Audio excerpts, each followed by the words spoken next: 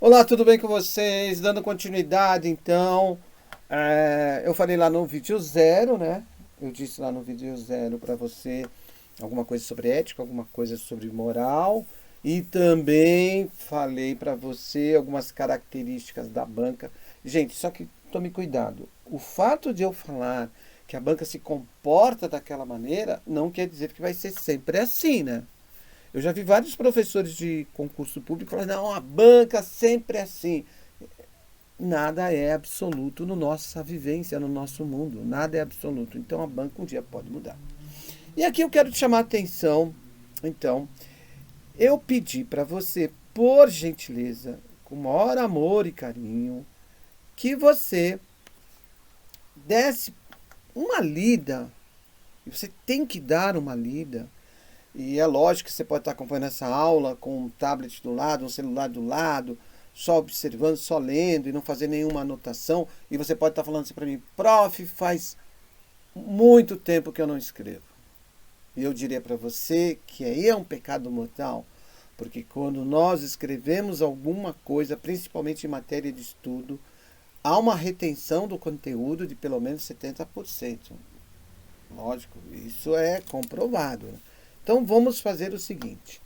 Eu vou chamar a atenção para você num ponto muito importante que eu, quando estou dando aula de presencial, costumo falar no nome da lei, ou abrangendo que decreto seja uma lei no sentido geral como um todo, no nome da lei. Então ela vai aprovar, ela vai estabelecer, ela vai regulamentar, ela vai instituir. E esse decreto aqui, e isso vai ser muito importante para nós, ele aprova. Prova quer dizer que isso pode ser uma pergunta de prova. Já foi pergunta de prova em que a CESP jogou a informação para o candidato da seguinte maneira: julgue o item a seguir. E falou assim: o decreto tal que estabelece as normas. Colocou tudo bonitinho, certinho. O candidato foi lá, colocou correto. Daí chegou para mim e falou assim: prof, onde é que está o erro? É porque esse decreto aqui, esse aqui não estabelece. Ele regulamenta, percebeu? Então, é o caso do decreto 1171 que ele aprova. Então, vou pedir para você uma gentileza. Ele aprova. Então, se o exercício estiver falando, ele institui, ele regulamenta, ele estabelece, não, ele aprova.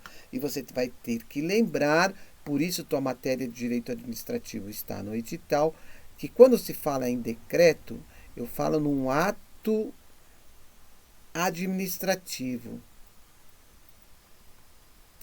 A lei impõe direitos e obrigações, mas o decreto não. O decreto ele regulamenta, ou ele estabelece, ou ele aprova, ou ele institui a norma, ou seja, ele vem explicar em regra o que é a lei. Então, por isso que um ato administrativo não pode inovar o direito.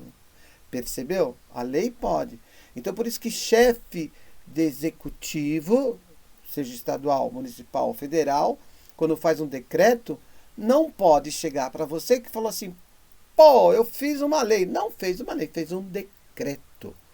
E aí você tem o artigo 1º que diz assim, que fica aprovado o Código de Ética Profissional do Servidor Público Civil do Poder Executivo Federal. Quer dizer que esse Código de Ética está regrando o servidor público civil do Poder Executivo Federal.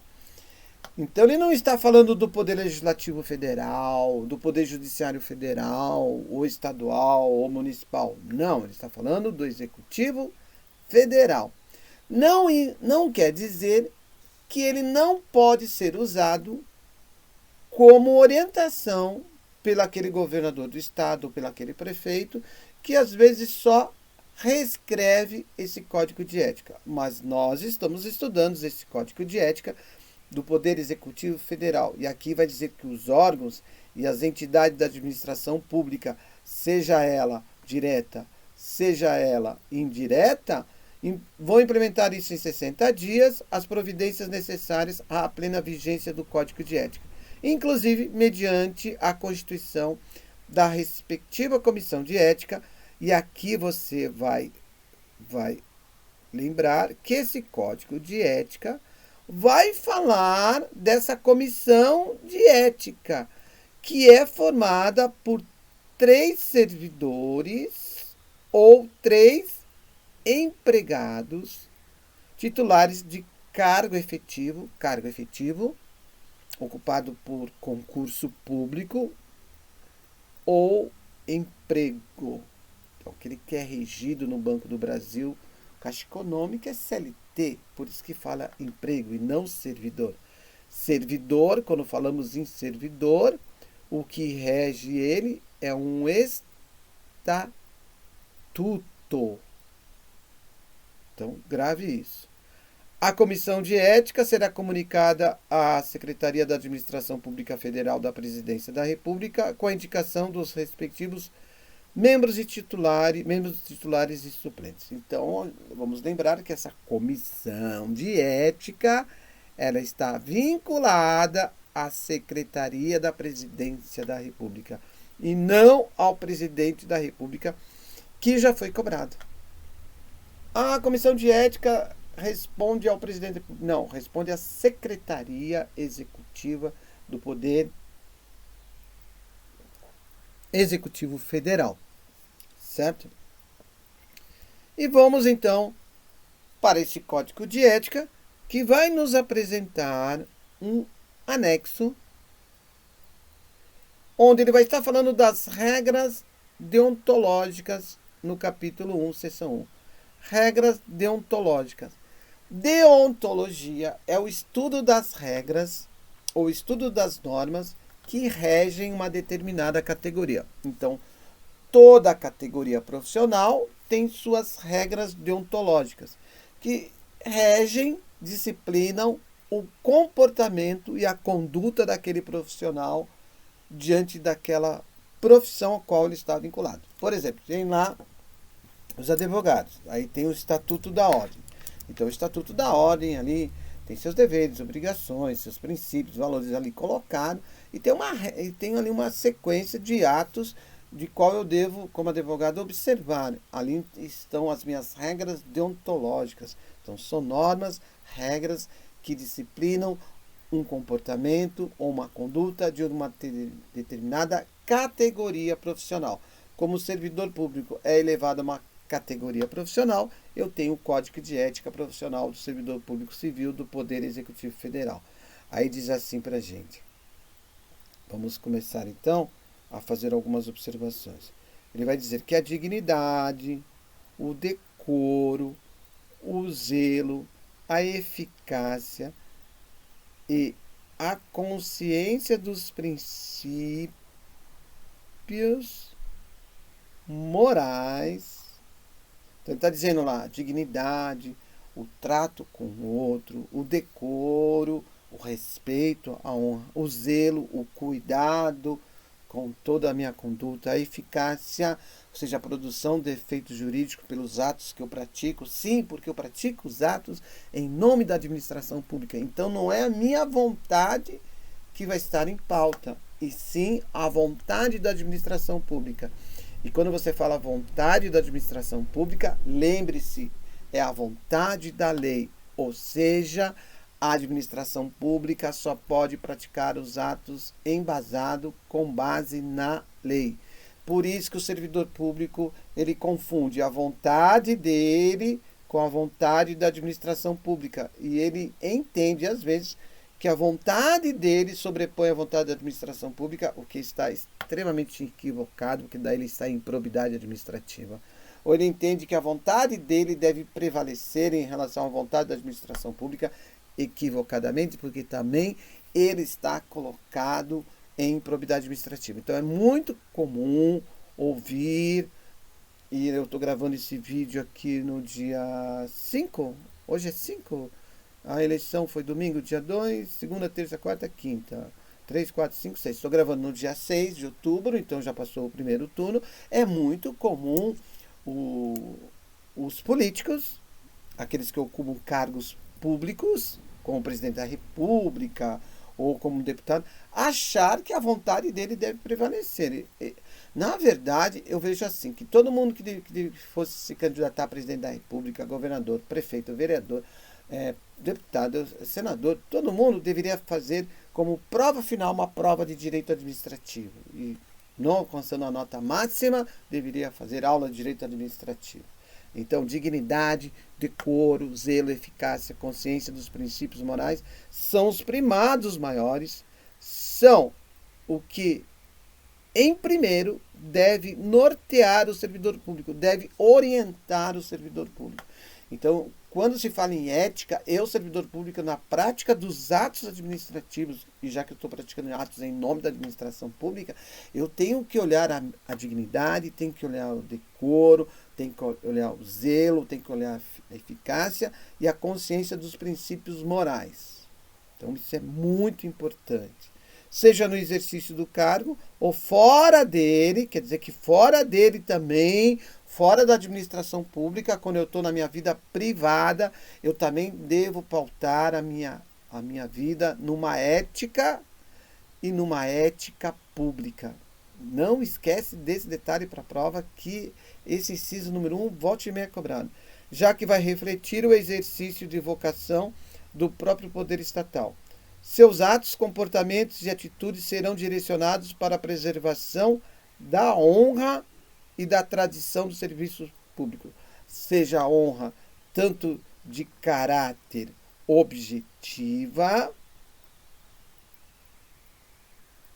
como de caráter subjetivo. A honra objetiva afetada leva ao processo de calúnia e difamação. A honra subjetiva afetada leva ao processo de injúria. E aí os incisos 2 vai dizer assim para mim: o servidor público não poderá jamais desprezar o elemento ético de sua conduta. Ele está dizendo assim: toda a minha conduta na administração pública, enquanto servidor público ali, deve sempre está pautado nos elementos éticos da minha conduta. E fora dela também. Assim, não terá que decidir somente entre o legal e o ilegal, o justo e injusto, o conveniente e o inconveniente, o oportuno e o inoportuno, mas principalmente entre o honesto e o desonesto.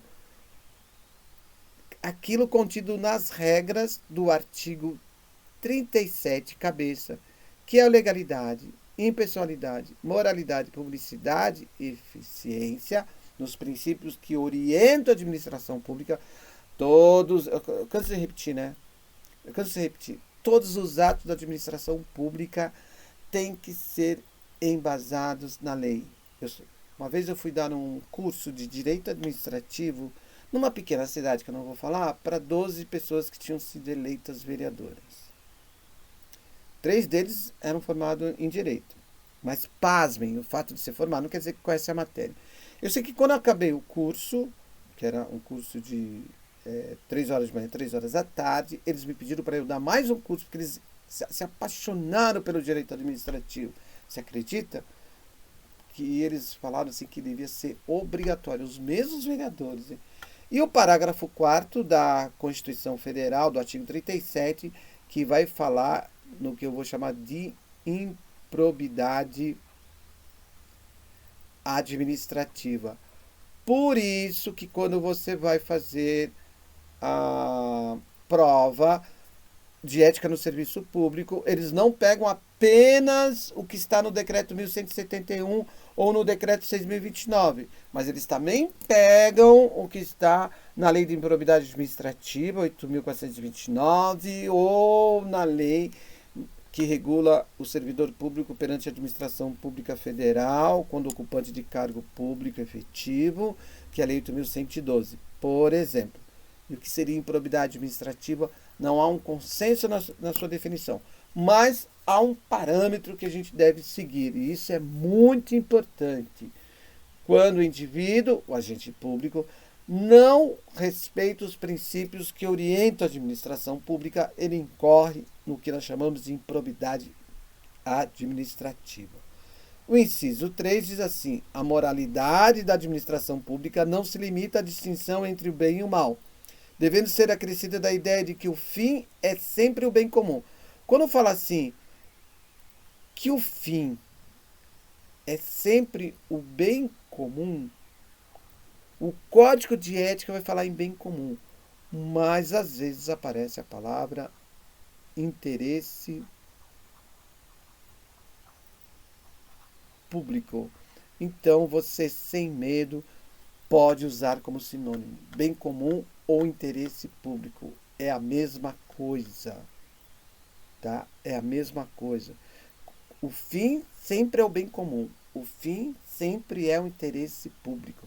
O equilíbrio entre a legalidade e a finalidade na conduta do servidor é que poderá consolidar a moralidade do ato administrativo. Então, o equilíbrio entre a legalidade e a finalidade. Quando eu falo em finalidade, você pode pensar aqui, já que você tem direito administrativo, em impessoalidade. Livros mais antigos de direito administrativo, como o Direito Administrativo de Eli Lopes Meirelles, vai falar muito na palavra finalidade. Livros mais novos, após Eli Lopes Meirelles, como Maria de Pietro, vai falar muito em impessoalidade. Então, tanto a legalidade e a finalidade, ou seja, tanto a legalidade e a impessoalidade, é o que vai confirmar a moralidade, é o que vai confirmar a moralidade do ato administrativo. Certo? Muito importante para a prova. Para você falar que tudo é importante. Lógico que tudo é importante, não tem como saber o que vai cair. Tem professores que tem uma ligação divina, daí fala assim, isso aqui cai, isso aqui não cai, isso aqui cai, isso aqui não cai. Não é bem assim, né? Tudo cai. Tudo cai, tudo cai. Então, fiz uma caca aqui, dei água aqui no minha mesa aqui da canetinha. Vamos ver aqui. A remuneração do servidor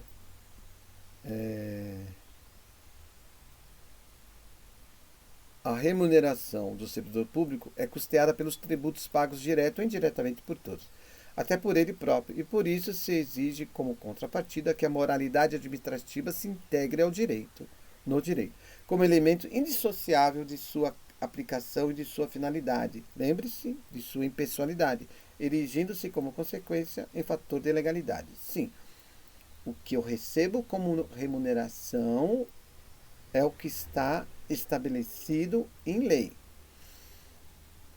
Então, muitas vezes você vai ser atendido por um servidor público, dá 6 horas, ele fecha ali e vai embora. Porque ele não pode atender fora do que a lei estabelece para ele. Até porque seria um serviço público gratuito. E serviço público gratuito é proibido. Salvo algumas exceções. Por exemplo, você ser jurado. Por exemplo, você ser mesário. E aí, o trabalho desenvolvido pelo servidor público perante a comunidade deve ser entendido como acréscimo ao seu próprio bem-estar, já que, como cidadão, integrante da sociedade, o êxito desse trabalho pode ser considerado como seu maior patrimônio. Sim, uma vez que eu atendo bem o indivíduo, ele faz parte desse patrimônio público. E isso se reverte à minha pessoa, porque uma hora eu serei não um servidor público, mas serei um cidadão. Então, esse trato também tem a ver com a minha pessoa como cidadão. A função pública deve ser tida como exercício profissional. Olha só que interessante. E, portanto, vai se integrar na vida particular de cada servidor público. Assim, os fatos e os atos verificados na conduta do dia a dia, em sua vida privada, poderão, tá vendo? Não está dizendo que deverão acrescer ou diminuir o seu bom conceito na vida funcional. Então, isso é muito importante. Eu sou um servidor público, daí eu vou numa balada, e aí eu tomo uma bebidinha lá, né? Só o fato de eu estar segurando um copo com bebida já passa a ideia para quem assiste que eu estou bebendo. E bebendo não pouco. Essa é a ideia do nosso subconsciente. Aí eu vou falando umas M lá, para não falar palavrão, é lógico que isso vai influir, né? Porque eu sou uma pessoa que representa de forma direta ou indireta a imagem da administração pública. Uma colega minha fez o concurso para juíza federal e passou. Uma das perguntas na prova oral foi, primeiro, se ela gostava de natureza e gostava de praia, ela falou que amava praia. Segunda pergunta, já em sequência, a desembargadora fez para ela se ela iria continuar indo de biquíni na praia.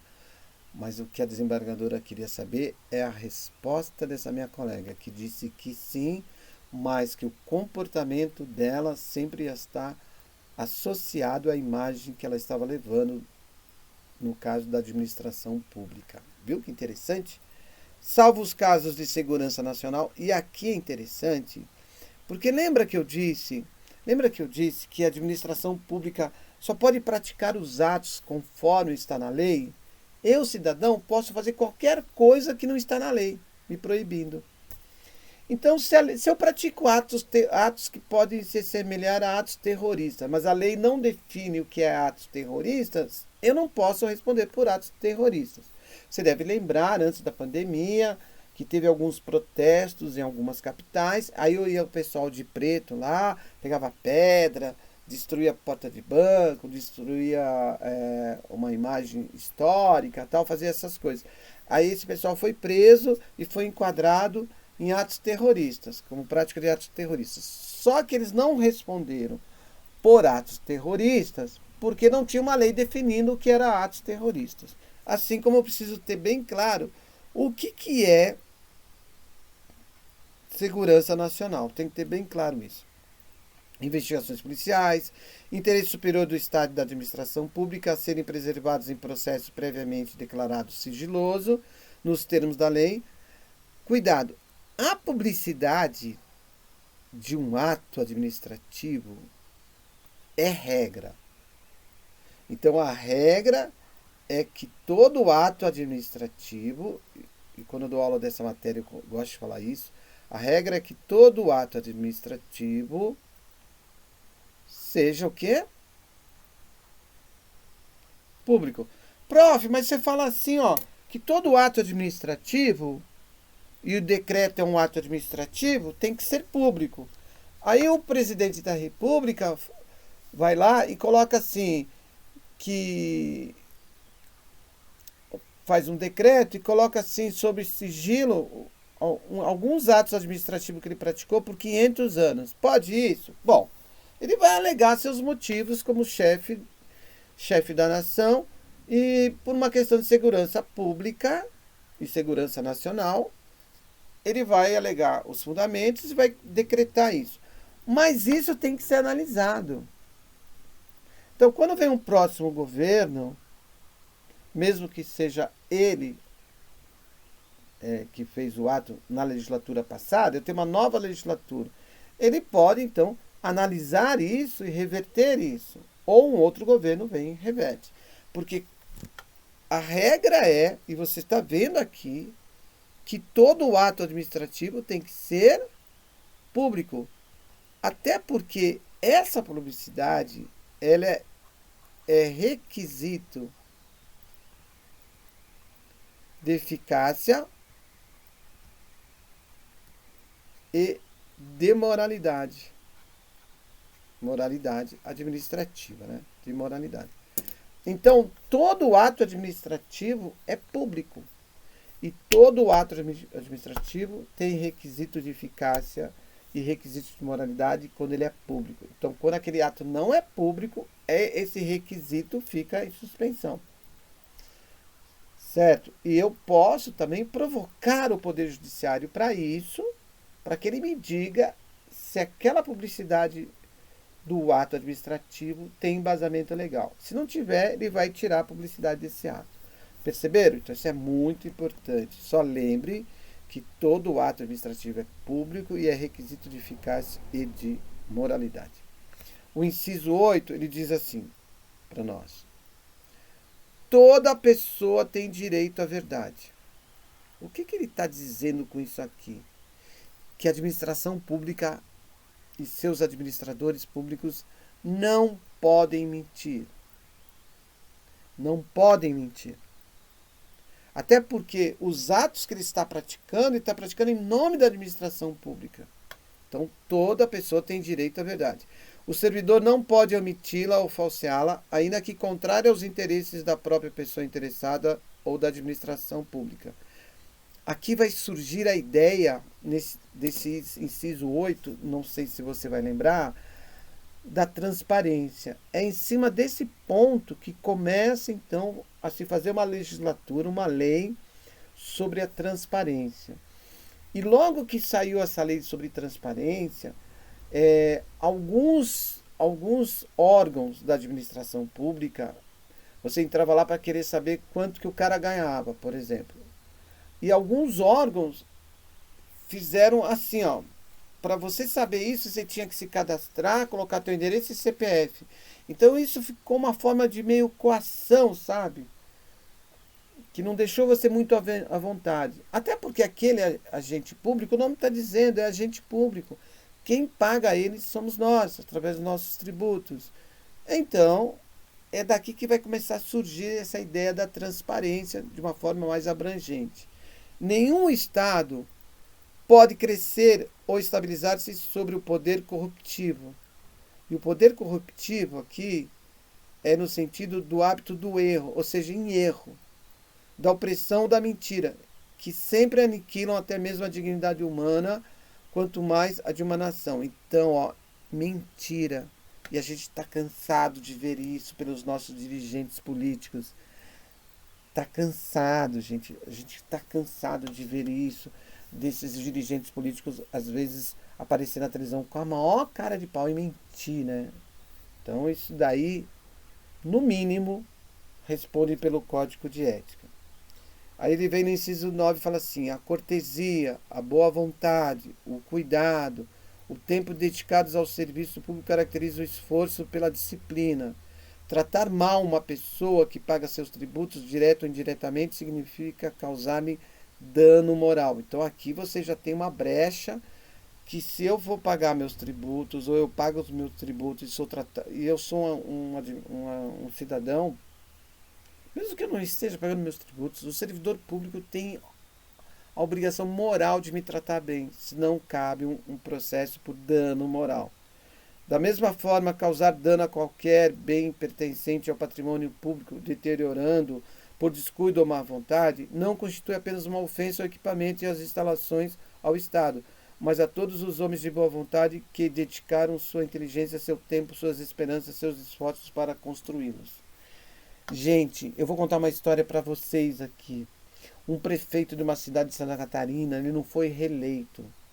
Então ele mandou, junto com o vice-prefeito e mais lá seu secretário lá, fazer um buraco enorme num terreno e enterrar 4 tratores, para ninguém achar esses tratores, porque tinha sido comprado de maneira ilícita. Percebeu? Mesmo que foi comprado de maneira ilícita, isso já faz parte do patrimônio público. Então ele danificou o patrimônio público. É lógico que o Código de Ética vai ser aplicado, né? Deixar o servidor público qualquer pessoa à espera de solução que compete ao setor em que exerce as suas funções, permitindo a formação de longas filas ou qualquer outra espécie de atraso na prestação do serviço, não caracteriza apenas atitude contra a ética ou ato de desumanidade, mas principalmente grave dano moral aos usuários do serviço público. Mais uma vez, ressaltando o dano moral aqui para você. No inciso 11, o servidor deve prestar toda a sua atenção às ordens legais de seus superiores, velando atentamente por seu cumprimento e, assim, evitando a conduta negligente. Os repetitivos erros, o descaso e o acúmulo de desvio tornam-se, às vezes, difíceis de corrigir e caracterizam até mesmo imprudência no desempenho da função pública. É o que nós vamos chamar aqui muitas vezes da imprudência técnica. Aquele que tem o conhecimento para fazer uma determinada prestação de um serviço e o faz de maneira desleixada. O inciso 12 vai dizer para nós: toda ausência injustificada do servidor de seu local de trabalho é fator de desmoralização do serviço público, o que quase sempre conduz à desordem nas relações humanas. Esse inciso 12 eu vou circular e vou pedir a gentileza para você fazer um asterisco, porque ele é recorrente em prova. O servidor que trabalha em harmonia com a estrutura organizacional, respeitando seus colegas e cada concidadão, colabora e de todos pode receber colaboração, pois sua atividade pública é a grande oportunidade para o crescimento e engrandecimento da nação. Palavreado bonito, né? Muito bacana. E aqui então vai começar uma atenção que eu vou te chamar para que você tome bastante cuidado, tá? Aqui está dizendo para nós assim, os principais deveres. E eu quero que você tome cuidado com essa palavra deveres. Porque lá na Lei 8.112, artigo 116, vai falar dos deveres do servidor público. Então lá tem outros deveres. Como as duas normas estão no seu edital, eles gostam de confundir. Então, às vezes, se ele dividir por matéria, às vezes ele fala assim, ética no serviço público. E ele vai começar, julgue os itens a seguir. Muitas vezes a questão não se responde pelo decreto 1171, mas sim pela lei 8.112. Então, essa é a importância de você observar bem essa lei, tá? Aqui, gente, eu vou circular para você, eu vou escrever para você, né? É decorar, tá? Não tem saída aqui, não tem nada interpretativo, então é uma leitura bem simples. Não vou me aprofundar em um ou outro ponto aqui, porque foge do teu edital, mas para que você entenda, eu vou ler junto com você.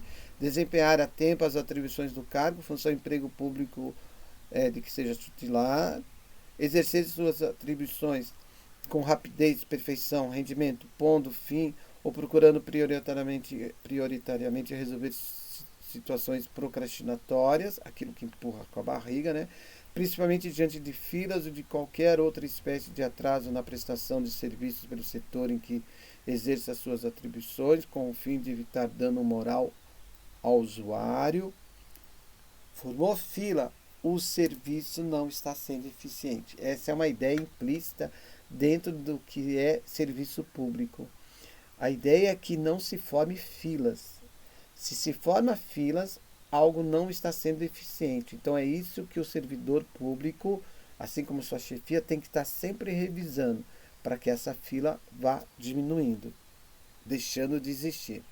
Ser probo, honesto, ser reto, correto, ser leal, amigo em todos os sentidos, com a palavra amiga não no sentido que a gente conhece do dia a dia, justo, demonstrando toda a integridade do seu caráter, escolhendo sempre, quando estiver diante de duas opções, a melhor e a de maior vantagem para o bem comum. De novo, o bem comum aparecendo aqui, e para lembrar para você que bem comum pode ser entendido como interesse público. Livros mais novos de direito administrativo, como o meu próprio livro de direito administrativo fala também, é interesse público, tá? Letra D. Jamais retardar qualquer prestação de contas, condição essencial da gestão de bens, direitos e serviços da coletividade a seu cargo. Tratar cuidadosamente os usuários de serviços, aperfeiçoando o processo de comunicação e contato com o público. Ter consciência de que seu trabalho é regido por princípios éticos que se materializam na adequada prestação dos serviços públicos. Ser cortês, educado, ter urbanidade, atender com empatia, com desenvoltura, com carinho, a disponibilidade e atenção, respeitando a capacidade e as limitações individuais de todos os usuários do serviço público, sem qualquer espécie de preconceito, distinção de raça, sexo, nacionalidade, cor, idade, religião, cunho político e posição social, abstendo-se dessa forma de causar-lhes dano. O duro aqui é respeitando a capacidade e as limitações. Respeito é isso que muita gente atualmente não sabe. Por vezes a pessoa vai colocar uma posição política para você e você vai aceitar e você vai colocar uma posição política para ela, ela vai aceitar. Isso chama-se discussão política, isso é uma coisa que chama-se sabedoria, assim os dois estão crescendo. Mas o que a gente vê muito, principalmente nas redes sociais, são julgamentos ou imposições políticas, que não leva a nenhum tipo de crescimento e porque, de um outro lado, nós temos uma pessoa que ignora o que está sendo apresentado. Então a gente chama de ignorante, aquela que ignora. H. Ter respeito à hierarquia, porém sem nenhum temor de representar contra qualquer comprometimento. Temor de representar. O representar é quando você vai dizer para teu superior, perante a administração pública, que um colega seu ou alguma coisa não está sendo feito de maneira correta. Isso é representar.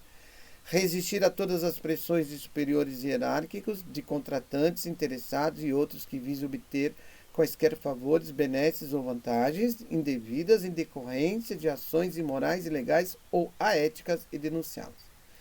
Zelar no serviço zelar no exercício do direito de greve. Então, o direito de greve é um exercício. É um direito que você tem. Exercer esse direito você pode exercer. Só que dentro de determinadas regras. Não é qualquer servidor que pode exercer o direito de greve. Ele tem o direito de greve, mas ao exercer, existem algumas outras normas que têm que ser observadas, como os policiais, por exemplo. Pelas exigências específicas da defesa da vida e da segurança coletiva. Ser assíduo não quer dizer o cara que toma banho, chega tudo perfumado, cabelinho cortado que nem o meu, assim. Não. Na verdade, eu fiz uma escova regressiva e meus cabelos sumiram. Mas fazer o quê, né? Uma hora eles voltam. Assíduo é estar bem apresentável também. Sim, mas assíduo é não faltar no serviço público. Cumpridor dos seus horários também significa isso. E frequente ao serviço, na certeza de que sua ausência provoca danos ao trabalho ordenado, refletindo negativamente em todo o sistema, desde que essa ausência não seja permitida por lei, né? Comunicar imediatamente a seus superiores todo e qualquer ato ou fato contrário ao interesse público, tá vendo? Apareceu interesse público, exigindo as providências cabíveis. Então, qualquer coisa que não está indo de acordo é o bem comum, né? Você é obrigado a falar? Professor, obrigado a falar? É obrigado a falar. Uma vez um colega meu falou assim, o policial federal foi lá num sítio de um político famoso, e lá tinha um container cheio de dinheiro e tal. E eu perguntei assim, e o que o policial federal fez? Ele falou, ele dedou, ele fez uma notícia? Não, não falou nada. Então ele está em crime, né? Então você tem que fazer isso daí. Manter limpo e em perfeita ordem o local de trabalho, seguindo os métodos mais adequados à sua organização e à distribuição. Participar dos movimentos e estudos que se relacionam com a melhoria do exercício de suas funções, tendo por escopo, por propósito, a realização do bem comum. De novo, né? E a gente já viu que esse bem comum pode ser entendido como interesse público. Apresentar-se ao trabalho com vestimentas adequadas ao exercício da sua função. Então, essas vestimentas adequadas, é lógico que eu não posso, por exemplo, servidor público, por exemplo, eu não posso ir lá de chinelo, bermuda e camiseta.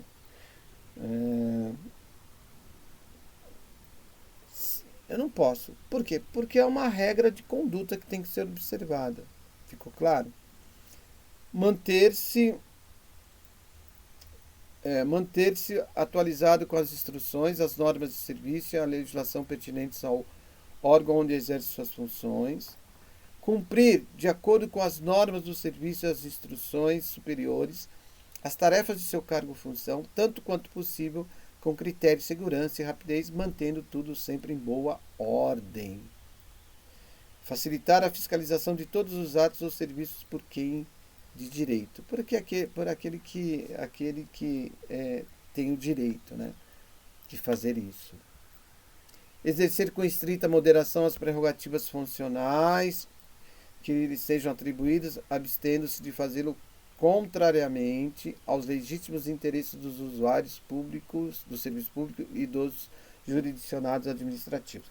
Ou seja, eu não posso praticar o ato apenas pelo interesse daquele meu amigo ou o interesse daquele servidor público. Abster-se de forma absoluta, de exercer sua função, poder ou autoridade com finalidade estranha ao interesse público. Sim, mesmo que observando as formalidades legais e não cometendo qualquer violação expressa à lei. Então, eu volto a repetir, gente, você como servidor público, quando você entrar no teu horário de trabalho, você é servidor público, não tem coleguinha, não tem amiguinho, não tem amorzinho, não tem nada, você é servidor público ali. Todos os seus atos estão sendo registrados, todos os seus atos estão sendo observados, e todos os seus atos devem ser sempre em função do interesse público. Divulgar e informar a todos os integrantes da sua classe sobre a existência deste código de ética, estimulando seu integral cumprimento. É muito comum o indivíduo passa no concurso público, aí ele esquece, não lê as normas de conduta, de orientação, de trabalho da administração pública, esquece de ler o código de ética, ter isso decorado, esquece de ler a Lei 8.112. Aí um belo dia faz uma caca e vai dizer assim, eu não sabia. Lógico que sabia, está na norma. Então, sempre tenha isso regrado no seu dia a dia, tá? E como você tem deveres, é lógico que você vai ter algumas vedações, ou seja, algumas proibições, certo? Algumas proibições. Então vamos ver o que é vedado. Mas lembrando também que esse inciso 15 é muito cobrado em prova.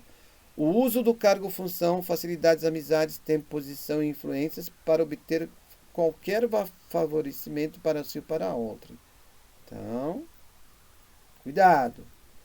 Prejudicar deliberadamente a reputação de outros servidores ou de cidadãos que deles dependam. Ficar fazendo fofoca de amiguinho na repartição pública. Ser em função do seu espírito de solidariedade, conivente com erro ou infração a este código de ética ou ao código de ética de sua profissão. O teu colega cometeu um erro e você, em solidariedade, não falou nada. Cuidado com isso. Usar de artifícios para procrastinar ou dificultar o exercício de regular direito de qualquer pessoa, causando dano moral e dano material. Veja que é a primeira vez que a gente fala em dano material. Deixar de utilizar os avanços técnicos e científicos a seu alcance ou do seu conhecimento para atendimento do seu mistério, para atendimento da sua competência, para atendimento por um fim próprio que eu digo não seu, né? Próprio para a administração pública. Então, o cara que em vez de usar o celular, que toda administração pública tem que usar, ele está usando o notebook, e a orientação é para usar o celular, ou ele está usando máquina de escrever porque não quer usar o notebook. Seria uma coisa mais ou menos assim. Permitir que perseguições, simpatias, antipatias, caprichos, paixões ou interesses de ódio pessoal interfiram no trato com o público, com os jurisdicionados administrativos ou com colegas hierarquicamente superiores e inferiores. Isso aqui é muito importante. Lembra quando eu li lá atrás sobre a situação da tua conduta na vida privada? Eu fiz um processo, a moça me contratou para fazer um processo para defendê-la na administração pública. E aí eu fui estudar o porquê que ela estava sendo acusada, porque tinha um processo criminal correndo também. Ela tinha 4 casas que ela alugava. Então, durante o dia, no horário comercial, ela era servidora pública. Mas quando ela não estava como servidora pública, ela ficava atacando esses inquilinos, falando que ia matá-los, fazendo bastante coisas contrárias à conduta dela. Então ela foi chamada no processo e ela acabou sendo responsabilizada e infelizmente ela passou por um processo administrativo onde ela foi então desligada da administração pública. Veja como é perigoso essa conduta. Pleitear, solicitar, provocar, sugerir ou receber qualquer tipo de ajuda financeira. E aqui está dizendo, qualquer tipo de ajuda financeira.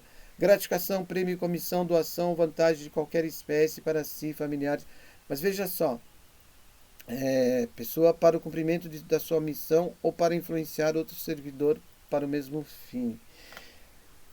Ah, eu vou lá e dou um videogame pro cara porque o cara vai cuidar de um procedimento administrativo para mim e tal. Não pode. Ah, o servidor concluiu e achou um documento para me ajudar na aposentadoria. Eu vou lá e levo uma caixa de bombom da Cacau Show.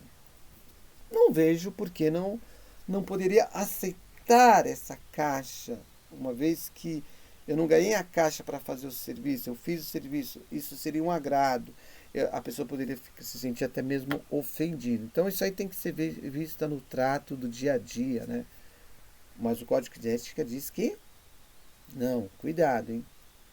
Alterar ou deturpar o teor dos documentos que devem encaminhar para providências. Isso tem caído bastante e eu não sei por que tem sido cobrado bastante.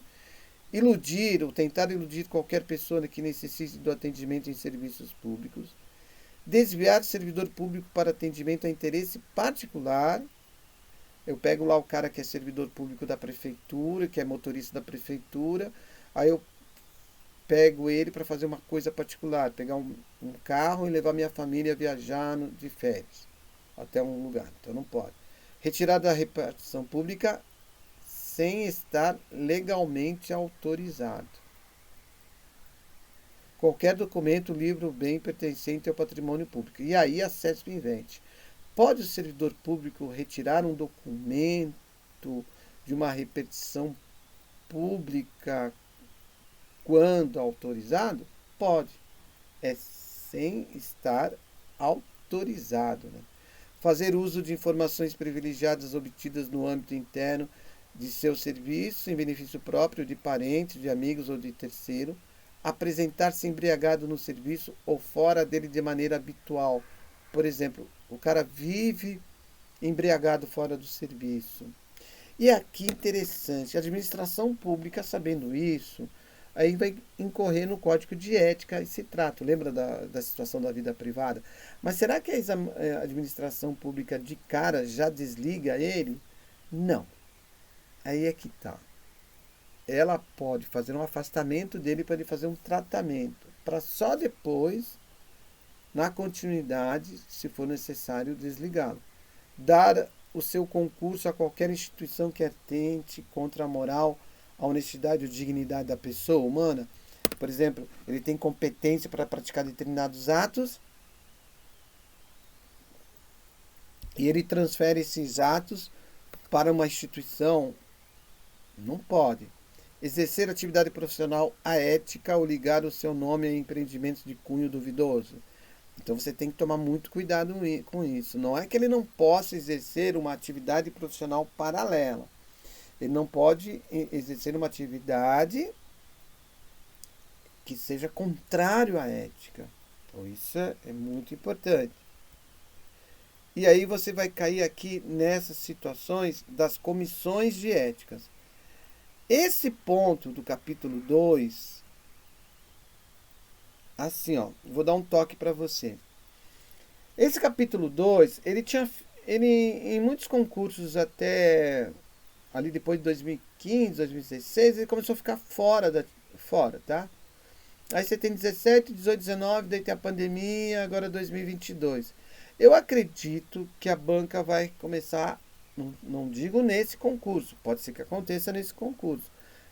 A banca vai começar a retomar esse capítulo 2 do Código de Ética, tá? Então vamos dar uma olhada no 16 que diz assim pra gente. Em todos os órgãos e entidades da administração pública federal, direta, indireta, autárquica e fundacional, ou em qualquer órgão ou entidade que exerça atribuições delegadas pelo poder público, tá vendo?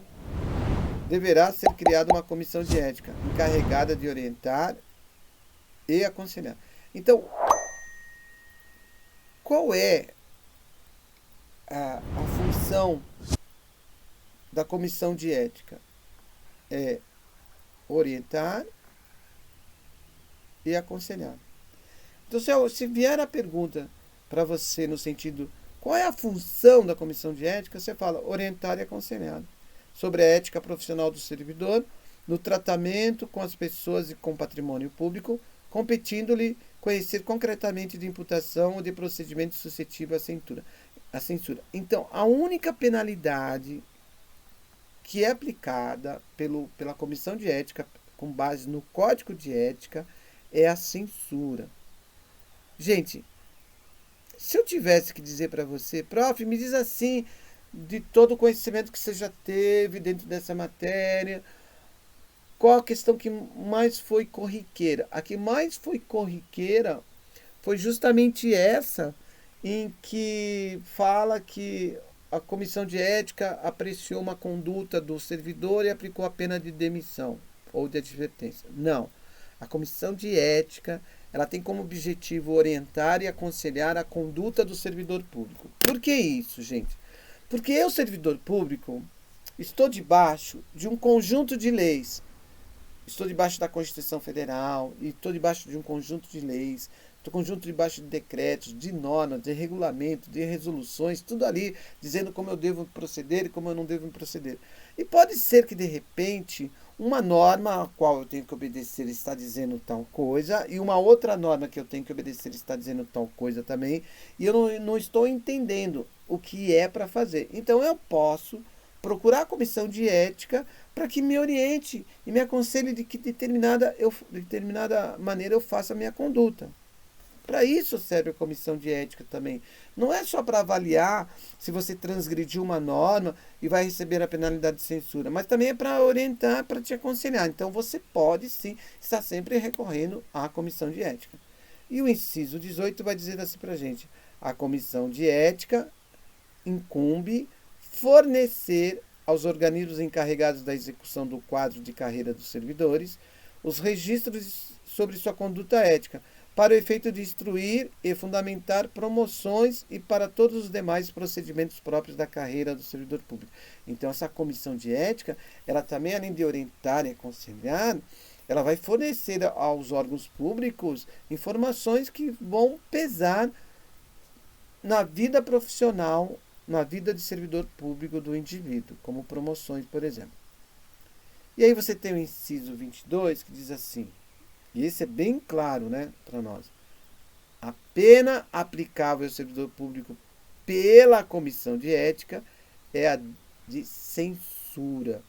Então, grave, Código de Ética não aplica penalidade de demissão, não aplica penalidade de advertência ou de repreensão. Não, ele aplica penalidade de censura. E sua fundamentação constará de determinado parecer assinado pelos integrantes com ciência do faltoso. Tranquilo, né? Vou fazer um X aqui porque eu quero que você durma lembrando que a penalidade é censura. Inciso 24. Para fins de apuração do comprometimento ético, entende-se por servidor público todo aquele que... Então, aqui eu estou definindo